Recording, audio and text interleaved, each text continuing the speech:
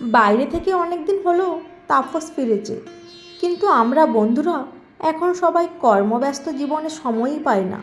ওই ফোনেই কথা চলে মাঝে মধ্যে। এবারে সবাই মিলে একটা জটলা করব ঠিক হলো। অনেকগুলো ছুটির দিন বাতিল হবার পর এই রবিবার ঠিক হলো তাপসের বাড়ি আড্ডাটা হবে। ওর বাড়ি দুটো সুবিধে, ব্যাচেলার আর বাড়িতে আর কেউ নেই। ওর বাড়িটা আমাদের সবার বাড়ির মিডিলে, ফলে কারোর বেশি দূর হবে না। আমাদের স্বল্পবাক শিল্পী বন্ধুটি সানন্দে রাজি হলো। দুপুরে দোকান থেকে আনানো ফাটাফাটি চাইনিজ খেয়ে আরাম করে বসে আরম্ভ হলো গল্প গাছা। বসন্তের অলস দুপুর, কৃষ্ণচূড়া লালে লাল, অতএব শুরু হলো বর্তমান অথবা ফেলে আসা প্রেমের গল্প। সবার কথাই সবাই বলল, এখানে শুধু আমরা হরিহর আত্মা বন্ধুরা নির্দ্বিধায় মনের কথা বলতে পারি, কেউ আর জানবে না। কিছু কথা থাকে খারাপ না হলেও কাউকে জানাতে ভালো লাগে না। সবার শেষে আমরা তাপসকে বললাম, এই যে ঋষি মহাশয় তাপস, আপনার জীবনে কি প্রেম প্রেম একবারও আসেনি? দেশে কিংবা বিদেশে কোনো দিনও তো মনের কথা বলিসনি, তোর ব্যাপারখানা কি? ফাজিল ঋদ্ধি বলল, মেশিনপত্রে গণ্ডগোল। সবাই হেসে উঠল, তাপসও হেসে উঠল। ও একটা ছবি আঁকছিল, তুলিটা রেখে বলল, একবার নয় রে, প্রেম বারবার আমায় ধাক্কা দিয়েছে। আমরা সমস্তরে বললাম, বলিস কি রে? তাপস হেসে বলল, শুধু একবার প্রেম পথ ভুলে আসেনি। বল বল শুনি। একটু অন্যমনস্ক হয়ে গেল তাপস, তারপর বলল, দেখ, আমি তোদের সবাইকেই ভালোবাসি, কিন্তু আমি ঠিক মন খুলে কাউকে সব কথা বলতে পারি না। মাত্র দুজনকে আমি মনের কথা বলতাম, আমার পলাশ স্যার, যে ছোট থেকে আমায় পড়াচ্ছে, অথচ বন্ধুর মতো, আর আমাদের পাশের বাড়ির ডরথি আন্টির মেয়ে লিজা। আমরা লিজাকে চিনতাম। তাপসের মা বেঁচে ছিলেন যখন, তখন প্রায়ই নিমন্ত্রণ করতেন আমাদের, খুব যেতাম ওদের বাড়ি। ওখানেই দেখেছি লিজাকে, সাদা হ্যাসহ্যাসে ফর্সা, কেমন নিষ্প্রাণ দৃষ্টি, খুব অমিশুক। গলায় একটা মোটা চেন, তাতে ঢাউস একটা পানের মতো বক্স লকেট, ওই যাতে ঠাকুর দেবতার ছবি টবি থাকে আর কি, বুড়িদের মতো। সে বয়সে অল্প বয়সী ছেলেমেয়েরা পাশাপাশি এলেই একটা নিজেদের মধ্যে কৌতূহল বা আকর্ষণ বোধ করে। না আমরা, না লিজা, কেউই এ ধরনের টাক অনুভব করিনি। ও আমাদের বয়সেই ছিল, তবে তাপস আর কাকিমাকে মেয়েটা খুব ভালোবাসত। কাকিমা খুব কোমল মনের মানুষ ছিলেন।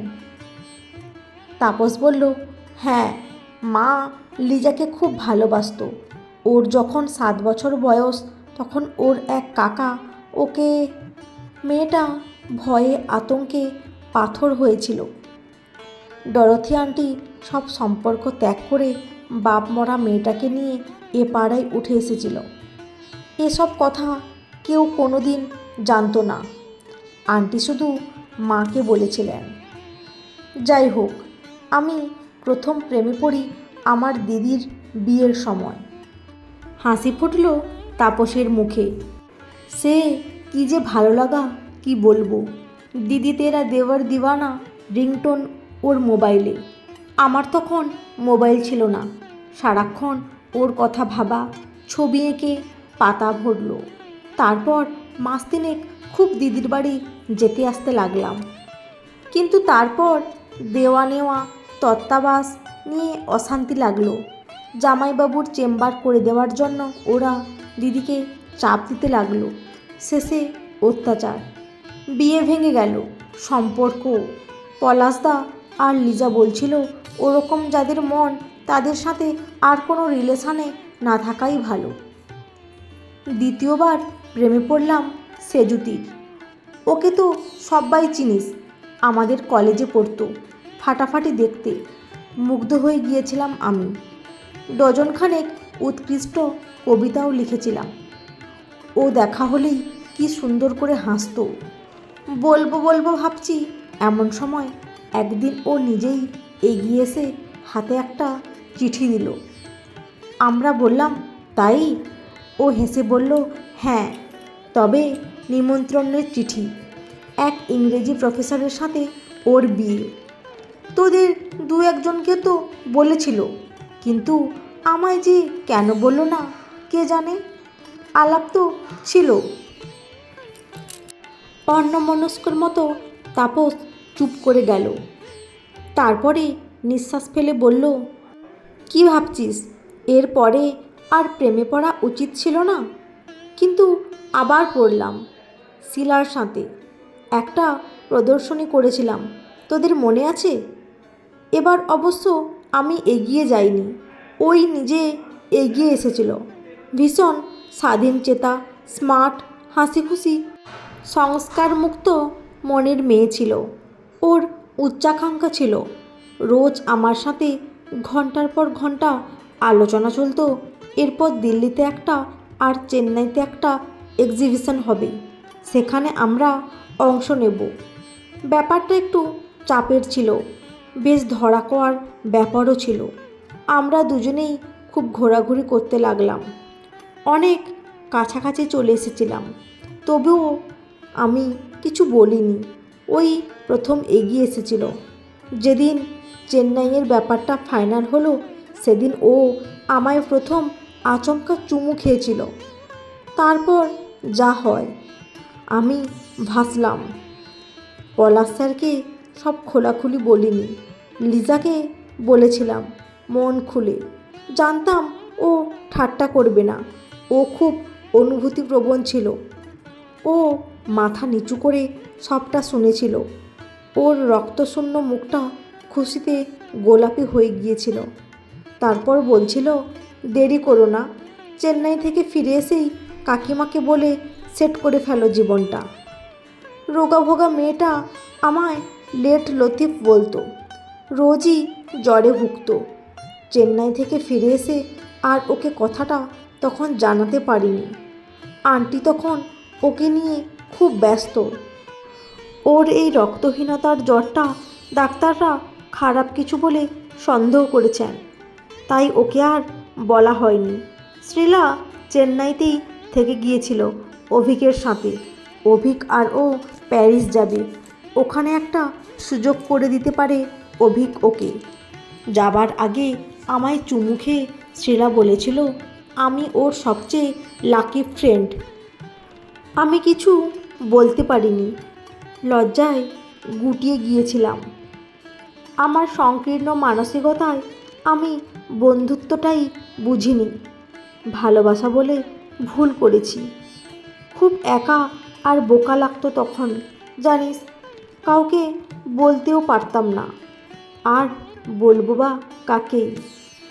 লিজার লিউকোমিয়া ধরা পড়েছে। কবে যে এতটা বাড়াবাড়ি হলো তা জানতেও পারিনি কেউ। ছোটাছুটি শুরু করলাম। ডরথি আন্টির আমরা ছাড়া আর তো কেউ ছিল না। উনি হসপিটালের নার্স ছিলেন। একদম ভেঙে পড়েছিলেন। আমায় খুব ভালোবাসতেন। এবার পুরোপুরি নির্ভর করতে শুরু করলেন। বললেন, আর তো সময় নেই তপু, যে কটা দিন আছে তুমি ওর সঙ্গে থাকো। তুমি ছাড়া ওর তো কোনো আপনজন নেই। মনের কথাও তো কোনো দিন কাউকে বলবে না, তবে তুমি পাশে থাকলে ও শান্তি পাবে। ওকে শেষের দিকে বাড়িতে নিয়ে এসেছিলাম। ওর কাছেই বেশিক্ষণ থাকতাম। মাও থাকতো। ও জিজ্ঞাসা করেছিল শ্রীলার কথা। আমি সত্যিটা বলতে পারিনি। ও হয়তো ব্যথা পাবে।